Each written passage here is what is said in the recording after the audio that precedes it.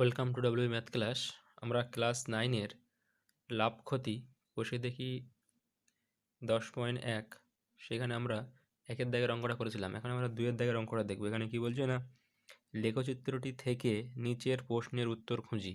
ঠিক আছে, লেখচিত্র দেখে ক্রয় মূল্য ও বিক্রয় মূল্যের সম্পর্ক লিখি। ঠিক আছে, এখানে একটা লেখচিত্র দেওয়া আছে, যদি আমরা একটু জুম করি তাহলে ভালোভাবে বুঝতে পারবো। এখানে আমরা এক্স অক্ষ বরাবর কী দেওয়া আছে না, পাটের ব্যাগের উৎপাদিত খরচ, যেটা আমার টাকায় দেওয়া আছে। ঠিক আছে, আর ওয়াই অক্ষ বরাবর কী দেওয়া আছে না, পাটের ব্যাগের বিক্রয় মূল্য, যেটাও টাকায় দেওয়া আছে। ঠিক আছে, তা আমাদের বলছে যে লেখচিত্র দেখে ক্রয় মূল্য আর বিক্রয় মূল্যের সম্পর্ক লিখি। আমরা এখানে দেখছি যে প্রথমে উৎপাদন খরচ যদি 20 টাকা, এটাকে আমরা ক্রয় মূল্য বলবো। ঠিক আছে, উৎপাদন খরচটা, সেটা আমরা বিক্রি করছি ক টাকায় না, এখান থেকে গিয়ে গ্রাফের উপরে পড়ছে, এখান থেকে একটা লম্ব বেয়ে এসে 25 টাকা। ঠিক আছে, যে পাটের ব্যাগের উৎপাদন খরচ অর্থাৎ ক্রয় মূল্য 20 টাকা, সেটাকে আমরা বিক্রি করছি ক টাকায় না, 25 টাকায়। যার উৎপাদন খরচ 40 টাকা, সেটাকে আমরা কত টাকায় বিক্রি করছি, 50 টাকায়। যার উৎপাদন খরচ 60 টাকা, যার ক্রয় মূল্য 60 টাকা, সেখান থেকে গ্রাফ এখানে যাচ্ছে, তাহলে এখান থেকে এখানে এসে আমাদের কত টাকা বিক্রি করছি না, 75 টাকায়। তাহলে আমাদের ক্রয় মূল্য যদি বাড়ে তাহলে বিক্রয় মূল্যটাও বাড়ছে। তাহলে একটা যদি বাড়ে আর একটাও বাড়ে, সেরকম কী হয় না, সরল সম্পর্ক হয়। ঠিক আছে, তাহলে আমাদের এর দাগে উত্তরটা কী হবে না, লেখচিত্র দেখে ক্রয় মূল্য ও বিক্রয় মূল্যের মধ্যে কী সম্পর্ক হবে, ক্রয় মূল্য ও বিক্রয় মূল্যের মধ্যে সরল সম্পর্ক হবে। ঠিক আছে, ক্রয় মূল্য ও বিক্রয় মূল্য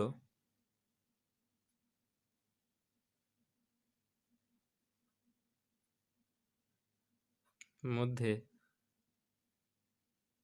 সরল সম্পর্ক, কেননা যদি আমার ক্রয় মূল্য বাড়ে তাহলে আমাদের বিক্রয় মূল্যটাও বাড়ছে। ঠিক আছে, সেই জন্য সেটা আমরা লিখে দেবো যে কারণ ক্রয় মূল্য বাড়লে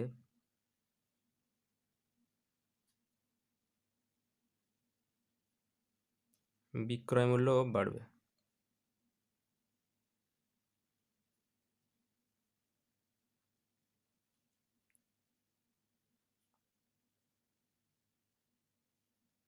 ঠিক আছে, তাহলে ক্রয় মূল্য যদি বাড়ে, তাহলে বাড়লে বিক্রয় মূল্যও বাড়বে। সেজন্য আমাদের ক্রয় মূল্য আর বিক্রয়ের মধ্যে কী সম্পর্ক আছে না, সরল সম্পর্ক আছে। বিয়ের দাগের প্রশ্নটা কি বলছে না, যে পাটের ব্যাগের উৎপাদন খরচ 60 টাকা, তার বিক্রয় মূল্য কত হবে। ঠিক আছে, তাহলে আমরা এখানে দেখব যে কোথায় 60 লেখা আছে একটা, প্রথমে 20, তারপরে 40, তারপরে 60, আর আমাদের গ্রাফটাই মূলবিন্দুগামী গ্রাফ। ঠিক আছে, 60 থেকে এখান থেকে গ্রাফে উঠে আমার এখানে পড়েছে। ঠিক আছে, এখান থেকে আমাদের ওয়াই অক্ষর উপর একটা লম্ব টানলে আমরা দেখতে পাচ্ছি এখানে 75-এ মিলেছে। ঠিক আছে, তাহলে যে পাটের ব্যাগের উৎপাদন খরচ 60 টাকা, তার বিক্রয় মূল্য কত হবে না, 75 টাকা। ঠিক আছে, সেটা আমরা গ্রাফ দেখে বুঝতে পারছি। তাহলে আমরা এখানে কি লিখবো না, যে পাটের ব্যাগের উৎপাদন খরচ 60 টাকা, তার বিক্রয় মূল্য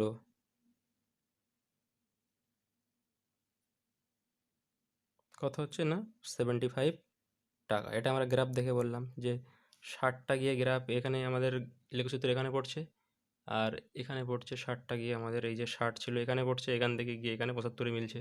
ঠিক আছে, তো স্থির দাগের প্রশ্নটা কি বলছে না, যে পাটের ব্যাগের বিক্রয় মূল্য 125 টাকা, তার উৎপাদন খরচ কত হবে, লেখচিত্র দেখে লিখি। ঠিক আছে, তাহলে আমরা এখানে দেখছি যে বিক্রয় মূল্য কোথায় 125 আছে, সবার শেষে এটা আছে 125।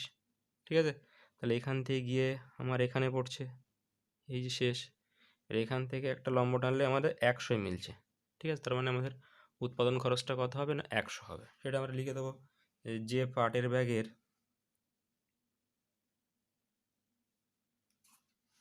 ঠিক আছে, এটা হচ্ছে না, সির দাগেরটা লিখছিলাম আমরা, কি লিখবো না, যে পাটের ব্যাগের বিক্রয় মূল্য 125 টাকা, তার উৎপাদন খরচ কত হচ্ছে না, এখান থেকে 125, গ্রাফটা আমরা আরেকবার দেখে নিচ্ছি। আমরা 125 থেকে আমরা গ্রাফের উপর এখানে পড়ছে, এখান থেকে আমরা এক্স অক্ষের উপরে লম্ব টানলে আমাদের 100 হচ্ছে। ঠিক আছে, তার জন্য যে পাটের ব্যাগের বিক্রয় মূল্য 125 টাকা, তার উৎপাদন খরচ কত হবে? 100 টাকা।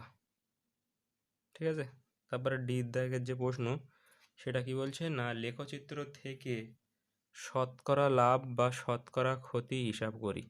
ঠিক আছে, এইটা আমরা কীভাবে করব না, এখানে আমরা একটা জিনিসের দাম 100 টাকা দেখব, যে তৈরি করতে আমাদের কত টাকা খরচ হচ্ছে, 100 টাকা। ঠিক আছে, সেইটা যখন আমরা বাজারে বিক্রি করছি, বিক্রয় মূল্যটা কত হচ্ছে, 100টা আমরা দেখেছি এখানে পড়েছে, এখান থেকে একটা লম্ব টেনে এখানে 125 হচ্ছে অক্ষের উপরে, তাহলে 100 টাকার যে আমাদের ক্রয় মূল্য হলে বিক্রয় মূল্য কত হচ্ছে না, 125 টাকা, অর্থাৎ লাভ কত হচ্ছে, 25 টাকা। ঠিক আছে, তাহলে 100 টাকা যদি 25 টাকা লাভ করি, তাহলে শতকরা লাভ কত হবে, 25 টাকা। ঠিক আছে, সেটা আমরা লিখব যে উৎপাদন খরচ 100 টাকা হলে বিক্রয় মূল্য, উৎপাদন খরচ মানে আমাদের ক্রয় মূল্য। ঠিক আছে, বিক্রয় মূল্য কত না, 125 টাকা। তাহলে লাভ কত, লাভ হয় 125 মাইনাস 100 টাকা, বা এটা কত হবে না, 25 টাকা। ঠিক আছে, তাহলে উৎপাদন খরচ যদি 100 টাকা হয়, তাহলে বিক্রয় মূল্য 125 টাকা হচ্ছে, লাভ হচ্ছে কত টাকা না, 25 টাকা। তো 100 টাকায় 25 টাকা লাভ মানে শতকরা লাভ কত হবে, 25 টাকা। ঠিক আছে, অতএব শতকরা লাভ, শতকরা মানে 100-এর ভিতরে, শতকরা লাভ হবে 25 টাকা। ঠিক আছে, এবারে শেষ যে প্রশ্নটা আছে, এখানে শেষ প্রশ্নটা কি বলছে, দেখে না, লেখচিত্র থেকে বিক্রয় মূল্যের উপর শতকরা লাভ বা ক্ষতি লিখি। ঠিক আছে, তাহলে এবারে বিক্রয় মূল্যের উপরে শতকরা লাভ, তার মানে আমাদের বিক্রয় মূল্য এখানে কোথায় 100 আছে আমাকে খুঁজতে হবে। ঠিক আছে, তাহলে আমরা এখান থেকে দেখতে পাচ্ছি যে বিক্রয় মূল্য এখানে 100 আছে, এখান থেকে একটা আমরা লম্ব টানলে এখানে পড়ছে, ওই গ্রাফের উপর আমাদের যে গ্রাফটা দেওয়া ছিল, এখান থেকে একটা এক্স অক্ষের উপরে লম্ব টানলে আমরা পাচ্ছি 80। ঠিক আছে, তাহলে যে জিনিসের বিক্রয় মূল্য 100 টাকা, সেটা তৈরি করতে কত খরচ লাগছে, 80 টাকা। ঠিক আছে, তাহলে আমরা কি লিখবো ইদ্যাগেরটা না, বিক্রয় মূল্য 100 টাকা হলে বিক্রয় মূল্য, মানে বিক্রয় মূল্যের উপর বলতে বলেছে এবারে। ঠিক আছে, প্রথমে আমরা বলেছিলাম এটা আমরা ক্রয় মূল্যের উপর, এবার বিক্রয় মূল্যের উপর বলি। তাহলে আমরা এই দিকে কোথায় 100 আছে দেখেছি ওয়াই অক্ষের উপরে, এখান থেকে দেখছি যে এখান থেকে লম্ব টানলে এক্স অক্ষের উপরে আমরা 80 পাচ্ছি। তাহলে আমরা কি লিখবো না, বিক্রয় মূল্য 100 টাকা হলে, ঠিক আছে, উৎপাদন ক্ষয় কিংবা উৎপাদন খরচ, কিংবা ওটাকে আমরা ক্রয় মূল্য বলতে পারি। ঠিক আছে, উৎপাদন খরচ 80 টাকা। ঠিক আছে, তাহলে তৈরি করতে আমাকে খরচ হচ্ছে কত টাকা, ওই পাটের ব্যাগ যেটা বলেছে, আমি ওই পাটের ব্যাগ লিখিনি এখানে। উৎপাদন তৈরি করতে খরচ হচ্ছে আমার 80 টাকা, বিক্রি করছি কত টাকা, 100 টাকা। তাহলে এক্ষেত্রে লাভ হচ্ছে কত, লাভ হচ্ছে আমাদের এই 100 বিয়োগ 80 টাকা। ঠিক আছে, তার মানে কত টাকা না, 20 টাকা। তাহলে 100 টাকার ভিতরে আমি লাভ করছি 20 টাকা, তাহলে শতকরা লাভ কত হবে, 100-এর মধ্যে 20 হলে 20%। ঠিক আছে, অতএব শতকরা লাভ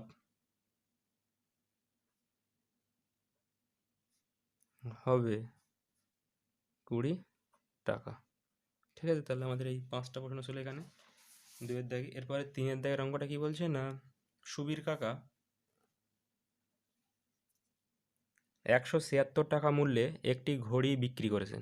ঠিক আছে, যদি ঘড়ি বিক্রি করে সুবীর কাকার 12% ক্ষতি হয়, তাহলে হিসাব করে দেখি তিনি কত টাকায় ঘড়িটি কিনেছিলেন। মানে ঘড়ির আমাকে ক্রয় মূল্যটা বার করতে হবে। তাহলে কি বলছে না, সুবীর কাকা 176 টাকায় একটা ঘড়ি বিক্রি করেছে, তার 12% ক্ষতি হয়েছে। 12% ক্ষতি মানে কি না, যদি সে 100 টাকায় কেনে, সে বিক্রি করেছে ক টাকায় না 88 টাকায়। ঠিক আছে, তাহলে আমাদের এখানে বলে দিয়েছে যে সে 176 টাকায় বিক্রি করলে সে কত টাকায় কিনেছিল আমরা পেয়ে যাব। তা আমরা এইটা কাজে লাগাবো যে 12% ক্ষতি, 12% মানে 100-র মধ্যে কত। ঠিক আছে, এটা আমাদের কয়ের দাগের অঙ্ক, 3-এর দাগের অঙ্ক। তাহলে 12% ক্ষতি অর্থাৎ আমরা কি লিখব না, 100 টাকা আমাদের দিকে বিক্রয় মূল্য বলে দিয়েছে। ঠিক আছে, তাহলে আমরা এই দিকে বিক্রয় মূল্য রাখার চেষ্টা করব। তাহলে 88 টাকা, ঠিক আছে, 100 বিয়োগ 12 মানে 88 হচ্ছে। 88 টাকা বিক্রয় মূল্য হলে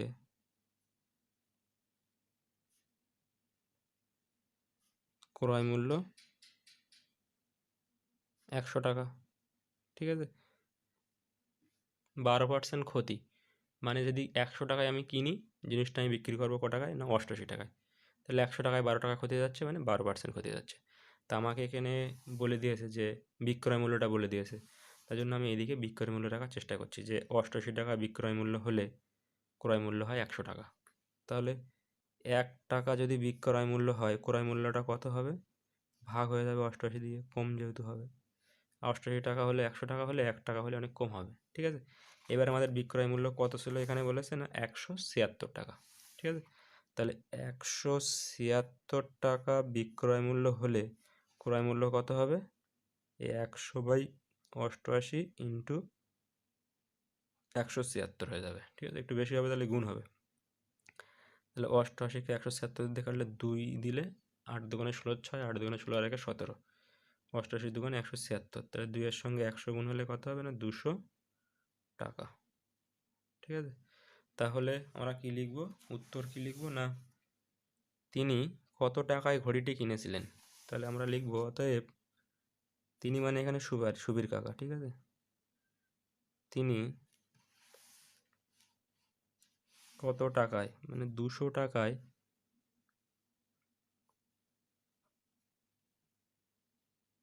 ঘড়িটি কিনেছিলেন।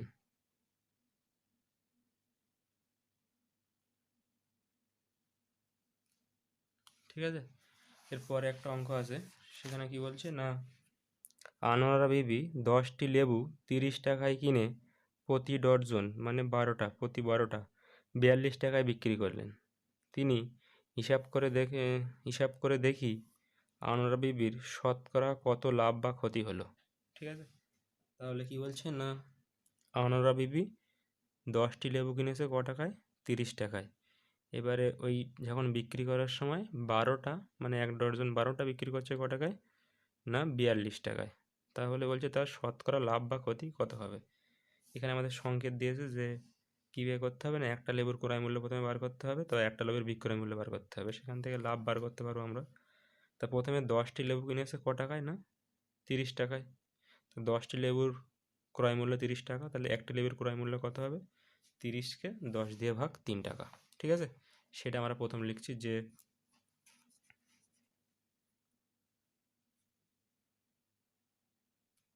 কি লিখবো না, 10টি লেবুর ক্রয় মূল্য, 10টি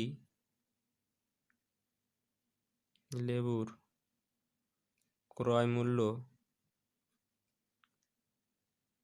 30 টাকা। ঠিক আছে, তাহলে একটি লেবুর ক্রয় মূল্য কত হবে, 30কে 10 দিয়ে ভাগ করে দেবো আমরা, তাহলে 3 10 30 মানে 3 টাকা। তাহলে একটা লেবু ক টাকায় কিনেছিল না 3 টাকায়। ঠিক আছে, এবারে বিক্রি করার সময় বলছে যে প্রতি ডজন, আমরা জানি 1 ডজন মানে 12টা হয়, প্রতি ডজন কত না 42 টাকায়। তাহলে আমরা কি লিখবো না, আবার 12টি, 1 ডজন মানে 12টি লেবুর বিক্রয় মূল্য, বিক্রয় মূল্য কত না 42 টাকা। তাহলে একটি লেবুর বিক্রয় মূল্য কত, 42কে 12 দিয়ে ভাগ হবে।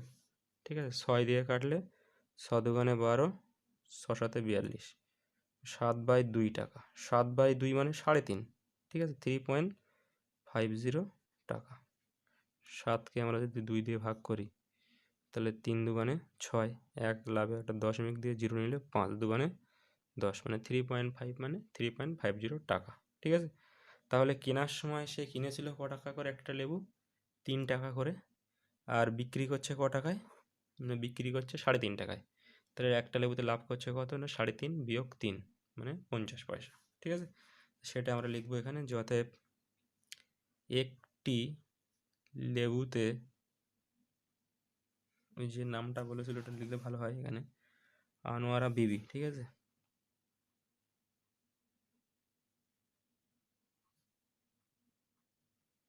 লাভ করে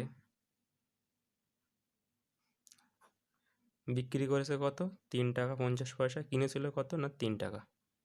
ঠিক আছে, তাহলে এটা বিয়োগ করলে কত হবে? 0.50 টাকা। তো পয়েন্ট দিচ্ছি আমরা, এখানে টাকা লিখছি আমরা।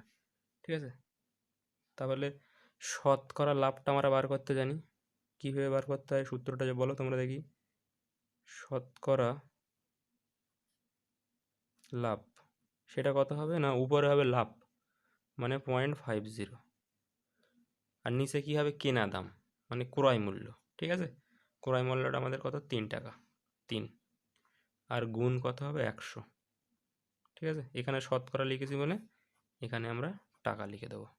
ঠিক আছে, তাহলে আমাদের সূত্রটা কী ছিল? শতকরা লাভের উপরে মোট লাভ, নিচে হচ্ছে ক্রয় মূল্য ইন্টু 100 ইজিক্যাল টু, এটা আমরা হিসেব করবো। দশমিকটা যদি আমরা তুলি, দশমিকের জন্য আমরা একটা 1 পাবো।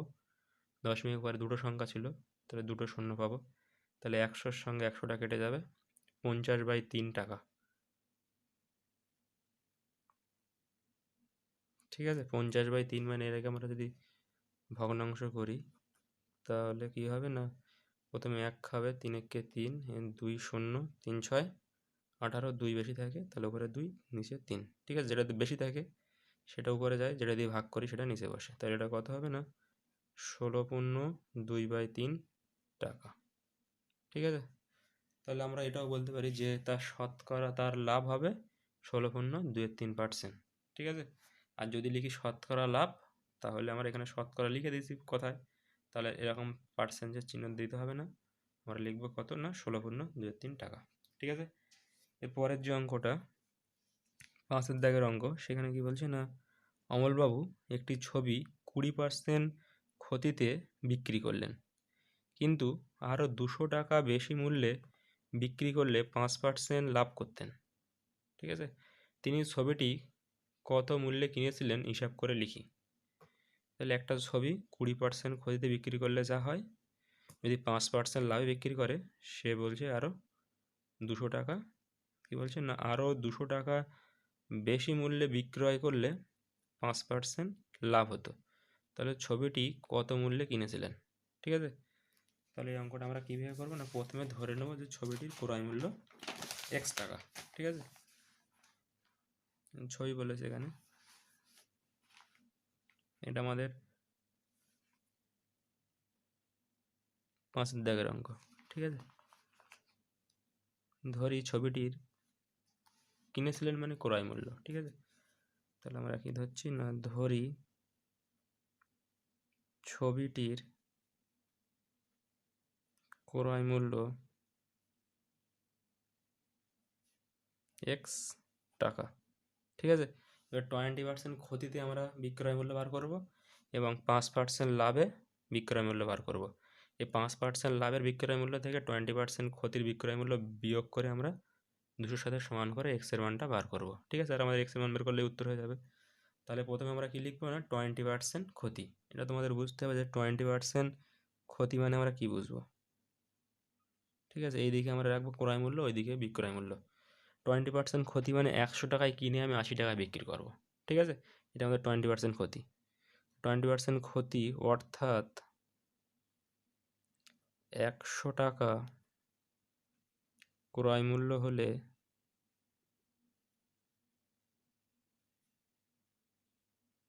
বিক্রয় মূল্য হয়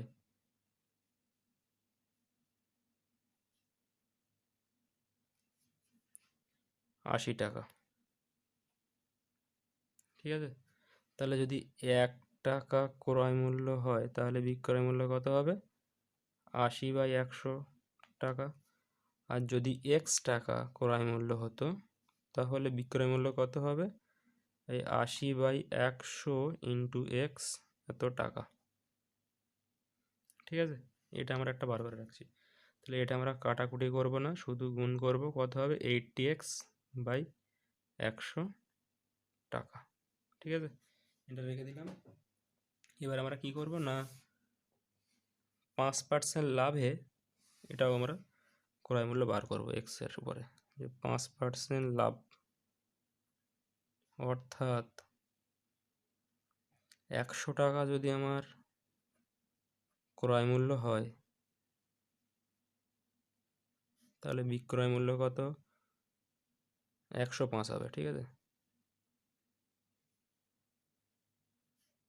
105 টাকা।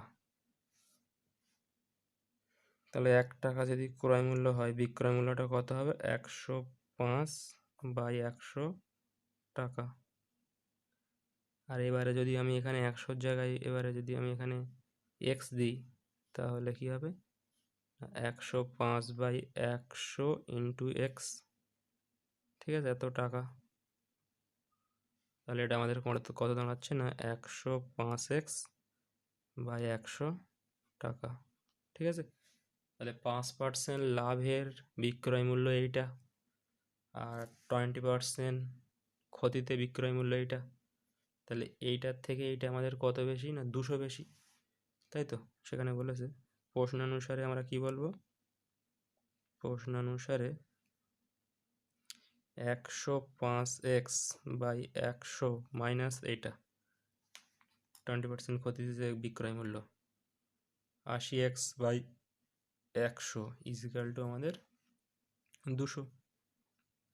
বা আমরা এখানে 100 লসাগু করবো, তাই জন্য কাটিনি। ঠিক আছে, এখানে তো 200 ছিল, 200টা রাখবে এদিকে। 100 লসাগু করলে কি হবে?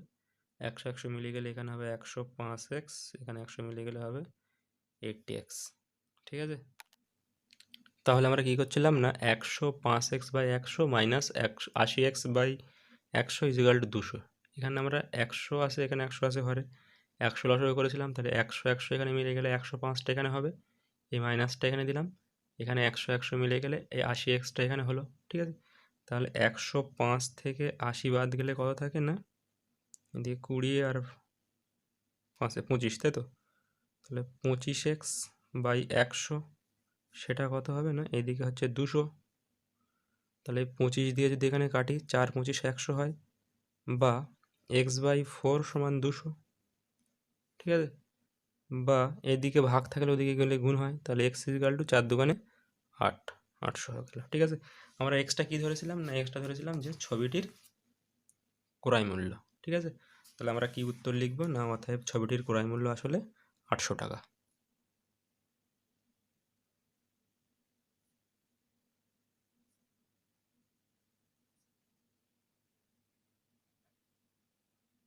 ঠিক আছে, এর পরের যে ভিডিওগুলো অঙ্কগুলো আছে সেগুলো আমরা পরের ভিডিওতে করে নেব। ঠিক আছে।